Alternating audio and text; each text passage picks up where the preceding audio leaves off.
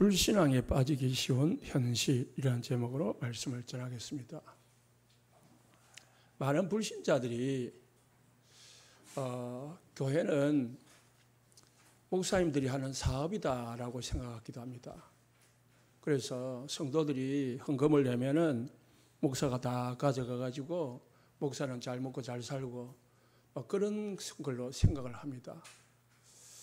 그런데 실상을 보면요, 우리나라의 80~90%가 거의 한 80%가 교회들이 미자립입니다.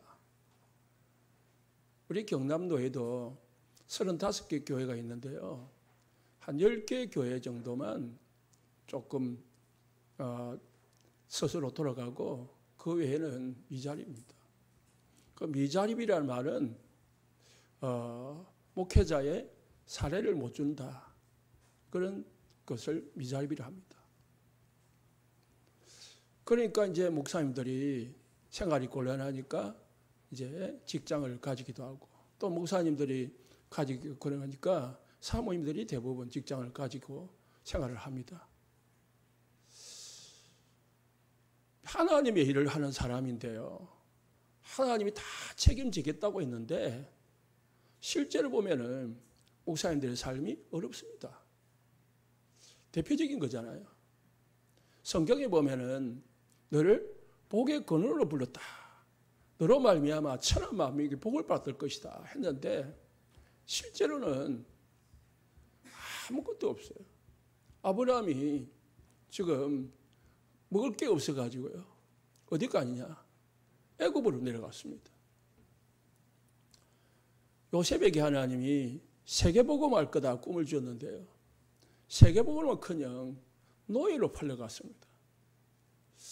다윗을 최고의 왕으로 만들기를 하는데 25년 동안 쫓겨다녔습니다. 그거 왜 그렇습니까?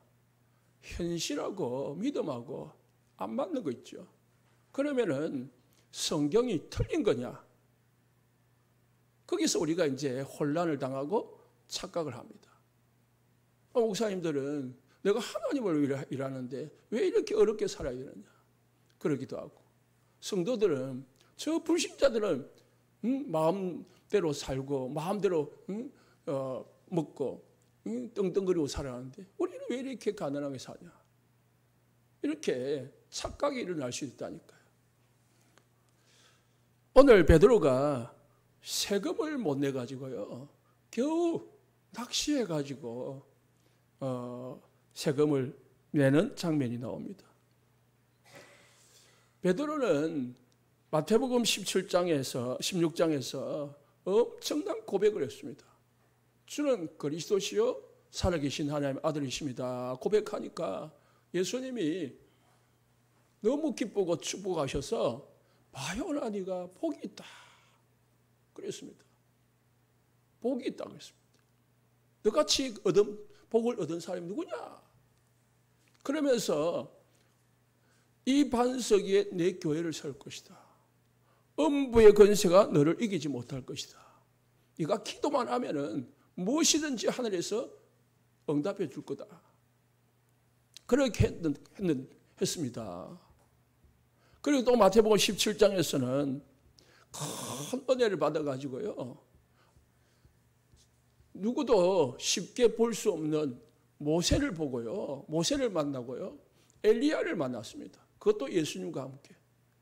그런 엄청난 이 영광의 자리에 올라갔다가 내려왔는데 세금 낼 돈이 없는 거죠. 그것도 세금이 많은 것도 아니에요. 반세겔. 예수님도 없고 베드로 자신도 없는 거 있죠. 이게 우리가 속을 수 있는 신앙의 갈등 중에 하나입니다. 세계복음 하는데 우리가 내 남편 하나, 내 아내, 내 자식 하나 전도 못한다. 그러면은 내가 이게 되겠냐라는 낙심이 생길 수도 있죠. 그잖아요.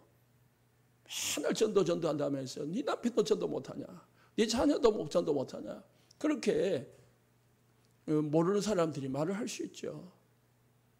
그러면 우리 자신도 쏟게 됩니다. 아이고 그렇구나. 우리 가정도 구원 못하는 게 내가 무슨 전도하러 다닌다고. 그래가지고 낙심해가지고 다시 방으로 들어가는 거예요. 그게 사단의 전략인 줄 믿으시기 바랍니다. 속지 말아야 돼요. 화요일날 저기 마산에 용궁 신당을 갔어요. 용궁 무슨 용궁? 용왕용 신당을 했어요. 가니까 딱 들어갔는데요. 마을이요. 마을 한가운데 굿당이 있는 거예요. 굿당이 있는데 마을 해관은 있는데 마을 집이 없어요. 딱 한 집이 있는데 그 굿당 집밖에 없어요. 나 전체 마을을 둘러보면서 희한하다. 이 집이 있다가 없어진 건가? 원래 이런 건가? 물어보지 않았지만은 앞에는 바다고 양 삼면은 산으로 둘러싸여 있는데 진짜 이게 다 꾸북파해 가지고 완전히 지형이 막 제가 볼 때는 귀신이 역사할 수밖에 없는 그런 딱 그러면은 그 땅으로 본 좋은 자리를 차지하고 있더라고요. 그리고 이제 그 바닷가에 많은 배들이 되어져 있더라고요. 그래서 이제 기도를 하고 하다가 가만히 있으니까 이제 구슬하고 나오는 사람들이 있더라고요. 무당이 나오더라고요. 또 무당, 구슬하는 무당의 남편도 있고. 남편은 이제 운전해주는 남편이 있더라고요. 그래서 대화를 해보니까 뭐 다른 건 다 차치하고 세 군데에서 동시에 구슬하고 있더래요. 세 군데에서 동시에 하고 있는데 이제 본 구슬하는 사람은 무당을 하면은 몇 명, 5명 정도가 팀을 이루어가지고 하고 있던데 28살 여자가 이제 죽었어요. 여자가 죽었는데 할머니가 이제 무속일인데 이제 밑에 사람이 받지를 않았대요. 그래가지고 손녀를 쳤다고 하던데요. 자기들 말로는. 그래서 손녀가 28에 죽었는데 엄마가 좋은 데 보내려고 49제를 지금 하고 있는 거예요. 마지막 날 49제. 그래서 이제 구슬하고 있던데요. 거기에 이제 도와주는 본 주인 무당이 있고 그 물건을 따낸 49제를 따낸 무당이 있고 그 사람이 이제 5명을 임시로 일당을 데린 거야. 자기들이 맞는 팀을 꾸린 거죠. 그 중에 한 명이 이제 밑에 여자 78세인가 여자 무속인인데 그분하고 이야기를 해보니까 한 달에 20번에서 25번 뛴대요. 매일. 하루 뛸 때마다 한 적게는 70만 원, 100만 원 받는데요. 그러면은 월 수입이요. 1,000만 원 넘어요. 제가 딱 들으면서요. 야, 믿음 없는 성도들이 들으면은 참 쏘을 수도 있겠다. 그래요. 왜요? 엄청난 벌잖아요. 연봉이 억이야, 억이 넘어요.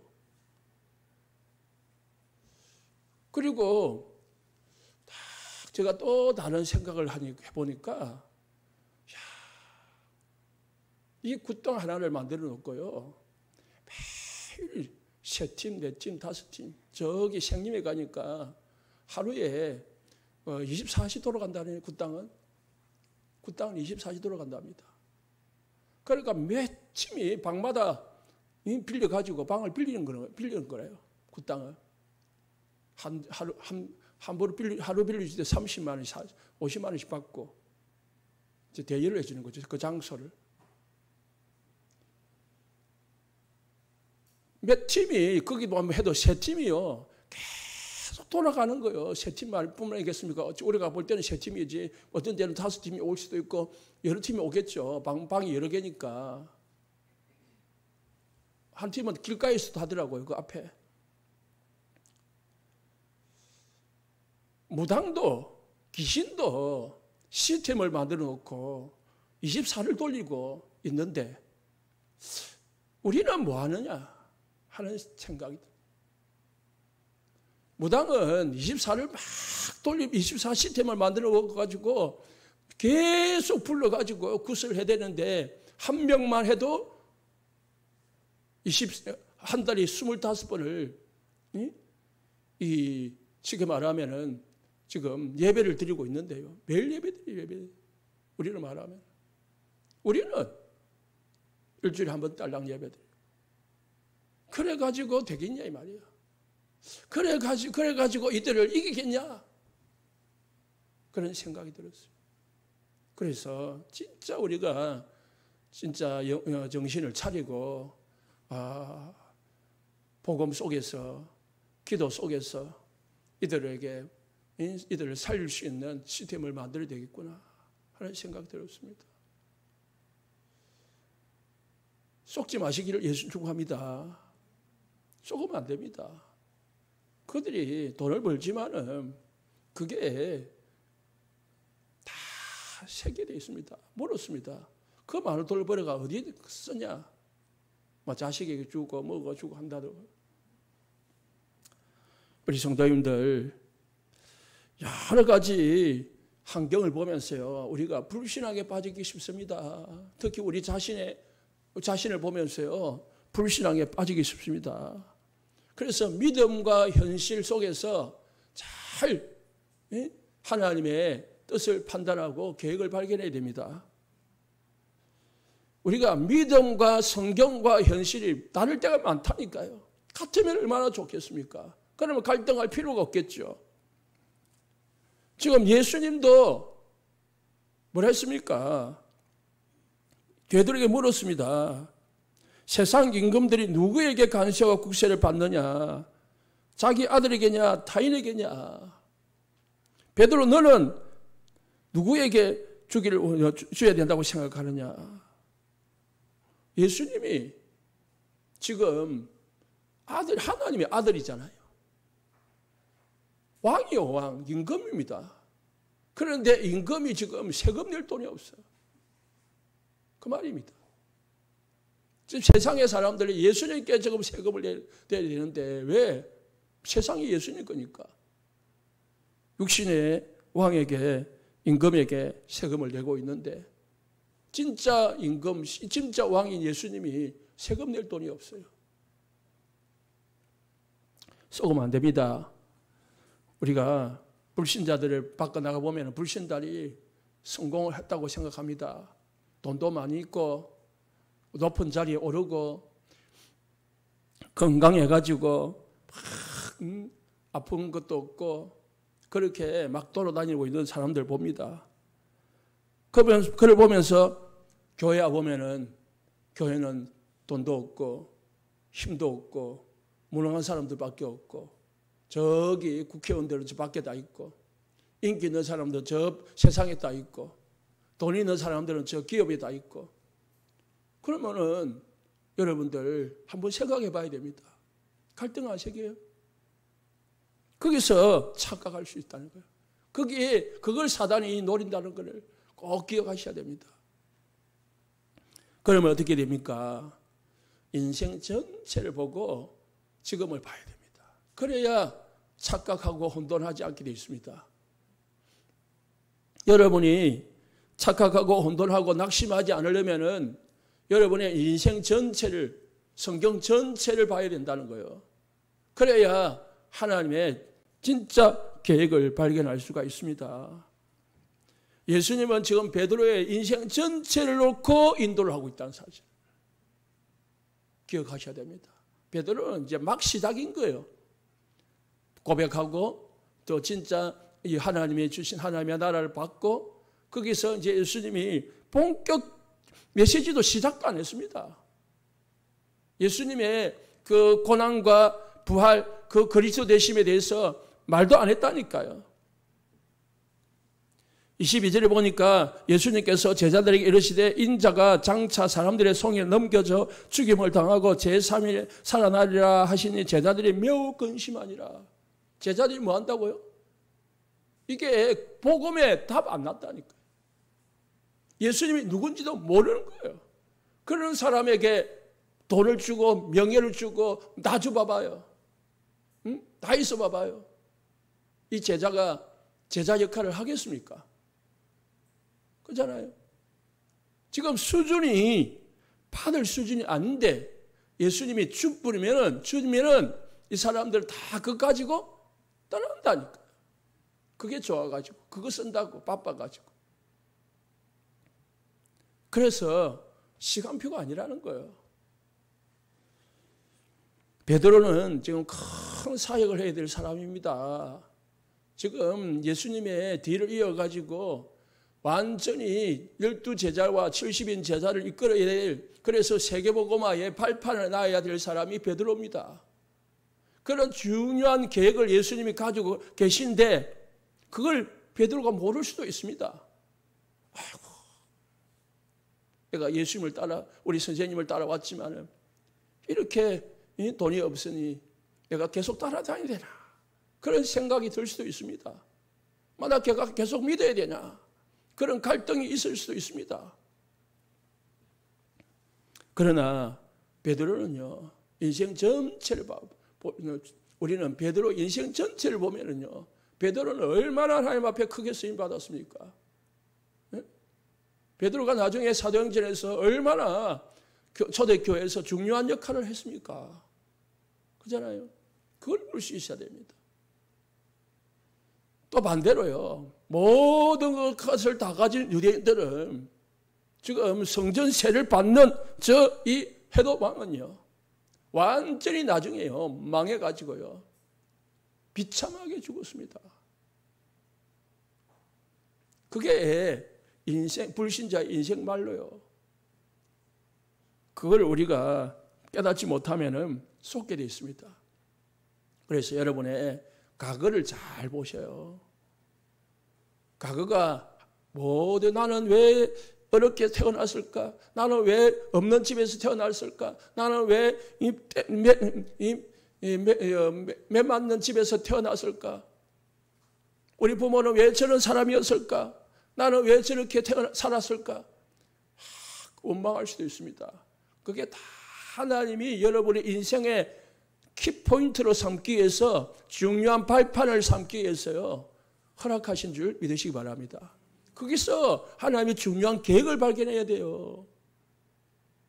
계획 발견하지 못하면 하나님하고 전혀 맞지 않는 인생을 사는 겁니다.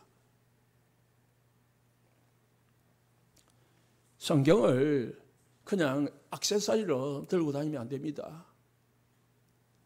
우리는 성경을 제대로 봐야 되는데 여러분의 과거를 잘 보시고 과거 속에서 하나님이 원하시는 계획을 찾으시기 바랍니다. 그게 여러분 과거 속에 여러분의 미래에 해야 될 방향이 나와 있는 겁니다. 그걸 모르면은, 발판을 모르면요, 자꾸 엉뚱한 길을 가다가 결국은 미래가 전혀 받지 않는 곳에 가 있는 겁니다.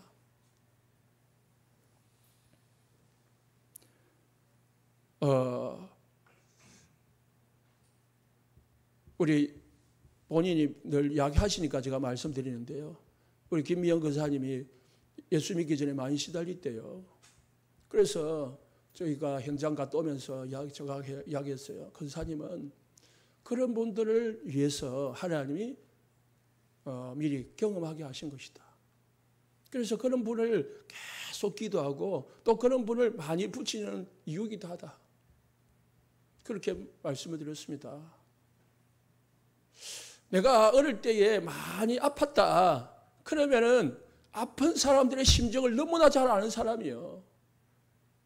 늘 건강한 사람은 아픈 사람의 심정을 잘 몰라. 가난하게 살아온 사람은 가난이 뭔지를 아는 사람이요.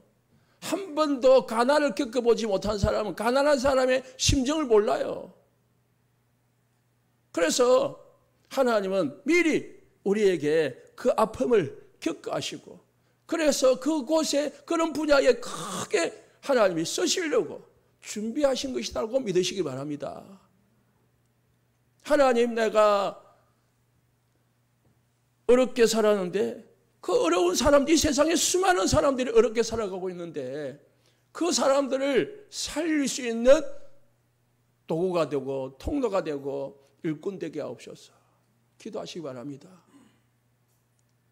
어쩌든지 가난에 벗어나고 가지고 이제 가난에서 조금 벗어나오면 이제 가난을 완전히 내 시대를 잊어버리고 그냥 뭐 썩기에 바쁜 그런 삶은요 아무짝에도 하나님 앞에 쓸모가 없습니다. 시어머니는 며느리 시적을 기억을 못해. 군대 가면요 병장은요 이등병 시대를 기억을 못해요. 반대로요 깔봐요. 내가 이등병 시대에 쫄다구 때 이렇게 핍박을 당했다. 니도 한번 당해봐라. 가지고 전혀 관계없는 후배들에게 또 갈고요. 시어머니들 마찬가지요. 내가 이 며느리 때 우리 시어머니한테 이렇게 핍박과 어려움을 당했어요. 이 며느리가 무슨 죄가 있어요. 그런데 그렇게 갈군다니까. 그거 왜요? 그거는 전혀 그걸 의미를 모르는 거예요. 의미를 모르는 거예요. 전체를 보시기 바랍니다. 여러분의 과거 속에 미래가 있다. 그러면은 내가 과거 속에서 지금 내 현실을 잘 점검하고 그렇지 못하다면 빨리 뭐 해야 됩니까? 바꿔야 돼. 바꿔야 돼. 하나님의 계획이 무엇인지를 빨리 발견해야 됩니다. 베드로는 세계복음화 해야 될 사람이요. 중요한 하나님의 제자입니다. 그래서 돈이 있고 없고가 지금 중요한 게 아니에요. 뭐가 중요한 겁니까? 뭐가 급합니까? 지금 복음의 답을 내는 게 급한 거예요.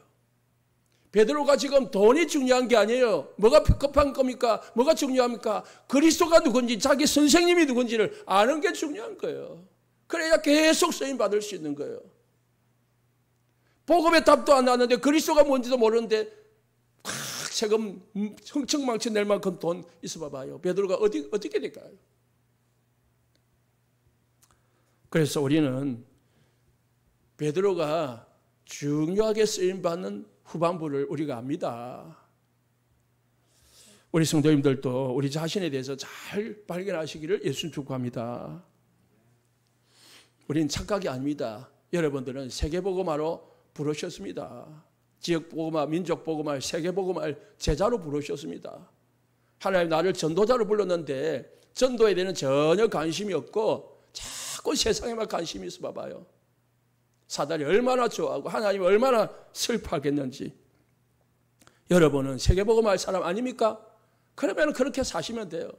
나는 세계복음화 관계없는 사람이다. 그러면 관계없이 살면 돼요.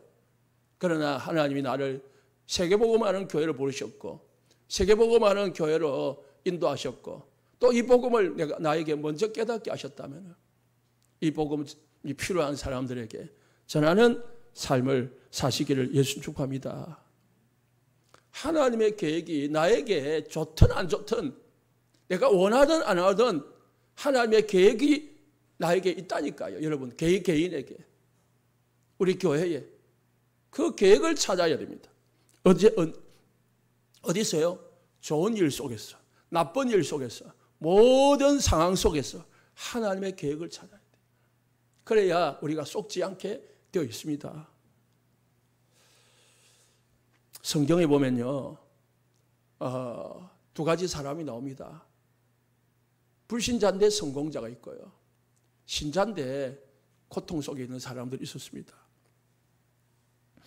우리는 믿음과 성공에 대해서 올바로 해석되어지고 정리되어야 됩니다. 과연 성공이 뭐냐? 그거죠. 세상 사람들이 말하는 그 성공, 돈 많이 벌고 높은 자리에 오르고 또 오래오래 살고 많은 사람들에게 존경받고 마음 하고 싶은 대로 마음대로 하고 그게 성공이냐? 세상에서는 그걸 성공이라고 합니다. 그래서 성경에서는요, 예수 믿었는데 아벨은요 죽었습니다. 올바른 제사 드렸는데 올바른 제사 드렸다고 피 제사 드렸다고 핍박받아 죽었습니다. 스데반은 정말 믿음과 성령과 지혜가 충만한 사람이라고 했습니다. 그리고 7 집사님 중에 그래도 앞장서서 복음 전하는데 생명을 걸었습니다. 복음 전하는, 전도하는데 삶을 살았다니까. 그런데 하나님이 그 스데반을 먼저 데리고 가셨습니다. 예수 믿는 사람이 왜 병이 드냐? 예수 믿는 사람이 왜 가난하냐? 예수 믿는데 왜 저렇게 빨리 죽냐? 이해 안 되죠? 이해 안 될 때가 너무 많습니다. 그러나 그 속에 하나님의 절대 계획이 있다는 것을 우리는 깨달아야 됩니다. 아벨이 죽었다니까요. 피제사 드리다가. 스데반이 복음 전하다가 죽었다니까요. 예수님의 12제자가 복음 전하다가 전부 순교당했습니다. 히브리서 11장에 보니까 수많은 믿음의 사람들이 믿음으로 살다가 어려움을 당했습니다.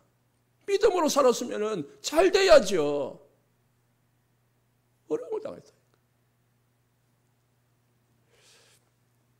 그래서 불신자들은 기독교인들 보고 바보다, 아이고 어리석다, 뭐 저렇게 교회당에 매주 가가지고 저렇게 앉아있냐, 그렇게 조롱을 하기도 합니다.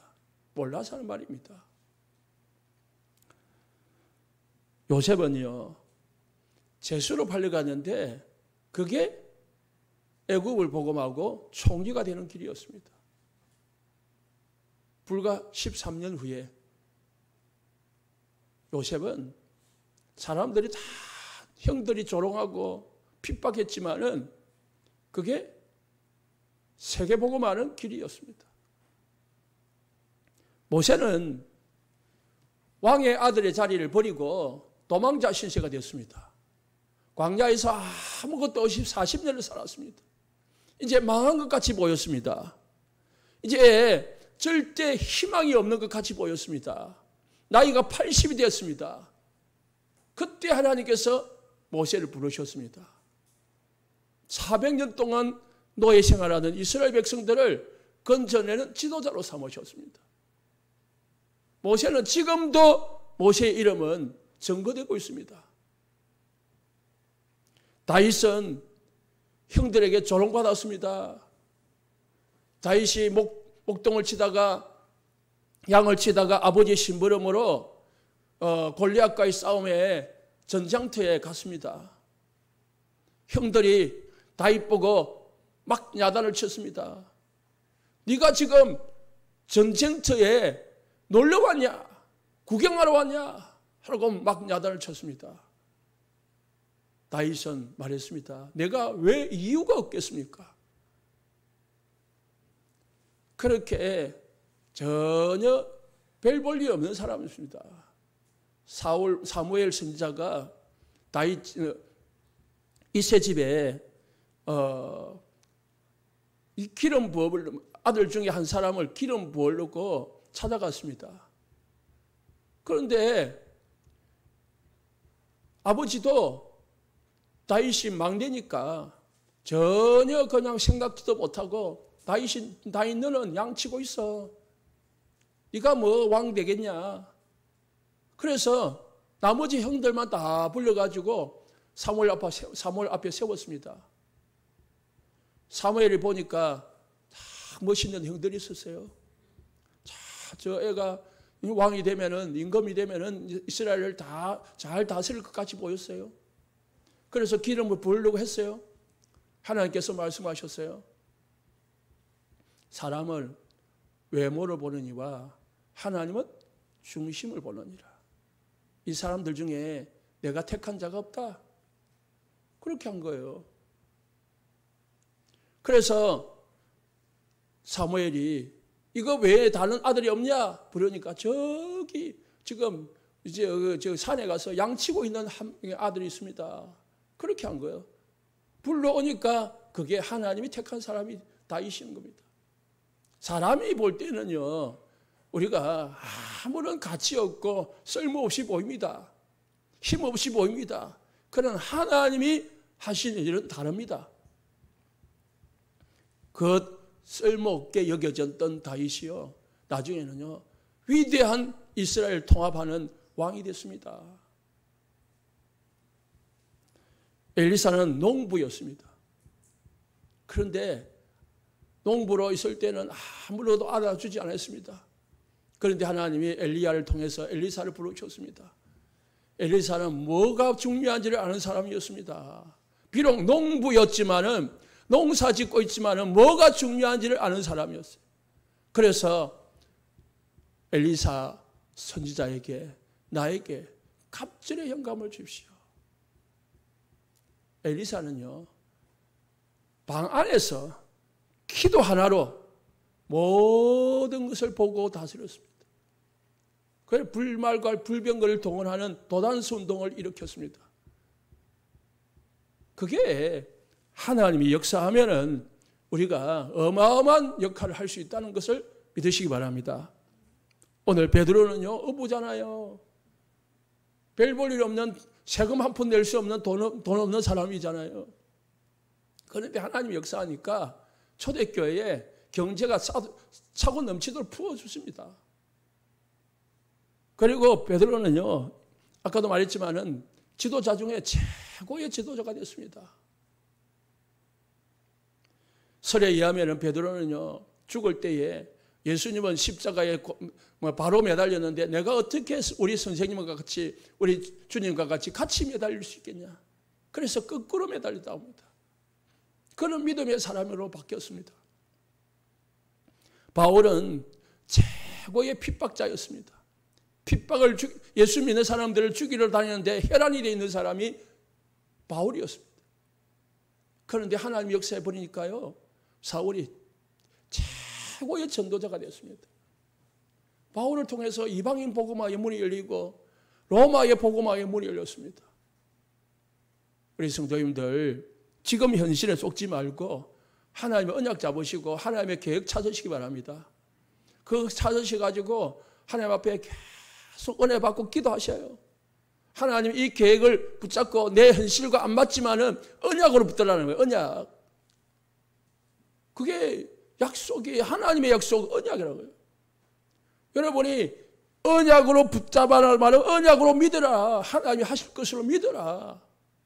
믿고 계속 기도하다 보면 하나님의 어느 날 시간표가 온다니까요. 그걸 보는 날이 있기를 예수님 축복합니다. 그래서 하나님은 여러분들을, 우리 교회를 먼저 뭘 만들기를 원하냐? 영적 서밋으로 만들기를 원해요. 영적 서밋이 돼야 이제 진짜를 볼 수 있고 진짜의 쓰임 받을 수 있습니다. 우리가 영적 서밋이 안 되면은 모든 것은 꿈에 불과하고 환상에 불과한 겁니다. 구호에 불과하게 되겠습니다. 세계복음화 구호에 불과하게 되겠습니다. 진짜 뭐 해야 됩니까? 모든 장소에서, 모든 시간 속에서, 모든 일 속에서, 모든 사람 속에서 진짜 하나님 앞에 기도하고요, 하나님의 복음을 누리시기 바랍니다. 하나님과 함께함을 누려요. 하나님의 임마누엘을 누리시기 바랍니다. 어떻게 누립니까? 예배로, 기도로, 찬송으로 누리시기 바랍니다. 계속 기도 속에, 은혜 속, 말씀 속에 들어가면요, 하나님이 어느 날 하십니다. 그게 하나님의 역사죠. 내가 열심히 노력해가지고 되어졌다. 그러면 그게 복음입니까? 그게 선물입니까? 내 노력이지요. 그게 종교지요.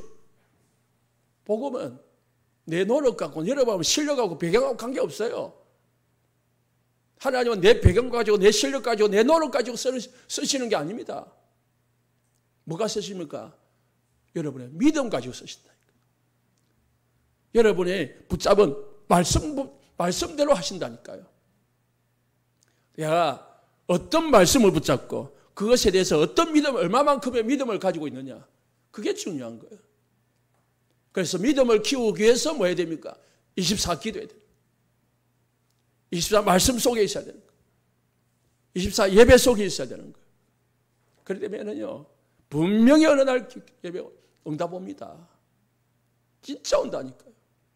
오늘 집에 가가지고 기도 수첩 하나 만들어 봐봐요. 기도 제목 수첩을 만들어. 그래가지고요, 안 되면 핸드폰에다가 기도 제목 적는 난을 만들어요. 메모 다 있잖아요. 핸드폰에 다 메모지 있거든요. 거기다가 다 기록을 해놔요. 날짜 적고, 기도 제목 적고. 여러분, 돈 1,000만 원 필요합니다. 예? 뭐이 필요합니다. 그럼 육신적이든 세상적이든 뭔가 하여튼 마음대로 적어요. 생각나는 대로 적으시고 그거 가지고 기도해 보세요. 그거 가지고요 1년 후에 다시 보고 5년 후에 다시 확인해 보고요 10년 후에 다시 확인해 보세요. 거기 응답이 되어 있는지 안 되어 있는지. 여러분이 믿음으로 적었고 믿음으로 기도했다면 반드시 응답될 겁니다. 그래서 믿음과 세상 속에 있는 여러분들은 다릅니다. 믿음의 우리 성도님들과 세상 불신자는 다르다니까요. 야고보서 2장 5절에 가난한 자를 택하서 믿음에 부유하게 하시고요. 자기를 사랑하는 자들에게 약속하신 나라를 상속으로 얻게 하셨느니라. 하나님 우리를 부르셔서 부유한 하나님의 나라를 상속자로 삼았다는 사실을 믿으시기 바랍니다. 요한일서 5장 4절에 하나님께로부터 난 자마다 세상을 이기느니라. 세상을 이기는 성령은 이것이니 우리의 믿음이니라. 우리가 세상을 어떻게 이깁니까? 돈 가지고 이깁니까? 권세 가지고 이겨야 됩니까? 믿음으로 이기는 거예요. 하나님이 이기게 하시는 거예요. 그 축복을, 그 응답을 우리가 받으시기를 예수 축복합니다. 결론입니다. 하나님 약한 자, 없는 자, 있는 자 부르셔서 있는 자를 부끄럽게 하신다고 했습니다. 고린도전서 1장 27절 29절에 하나님은 분명히 미련한 것들을 택하사 지혜 있는 자들을 부끄럽게 하시려 하시고 세상의 약한 것들을 택하사 강한 것들을 부끄럽게 하시고 천한 것들과 멸시받는 것들과 없는 것들을 택하사 있는 것들을 피하려 하시나니 뭐예요? 아무 육체도 하나님 앞에서 자랑하지 못하게 하는 거. 하나님이 하셨습니다. 하나님의 은혜입니다. 하나님의 역사입니다. 라고 말하게 하시려고 우리를 지금은 어렵게 할 수도 있다는 겁니다. 그러면 하나님이 하셨음을 증거할 수 있을 만큼 기도 속에, 말씀 속에, 예배 속에, 은혜 속에, 믿음 속에 들어가시면 됩니다. 그러면 어느 날 하나님 여러분을 통해서 있는 것들 부끄럽게 하시고 높은 것들, 세상에 자랑하는 것들을 부끄럽게 하실 줄로 믿습니다. 불신앙에 빠지기 쉬운 현실에서 속지 말고 언약 잡고 믿음으로 승리하시기를 예수 축복합니다. 기도하겠습니다.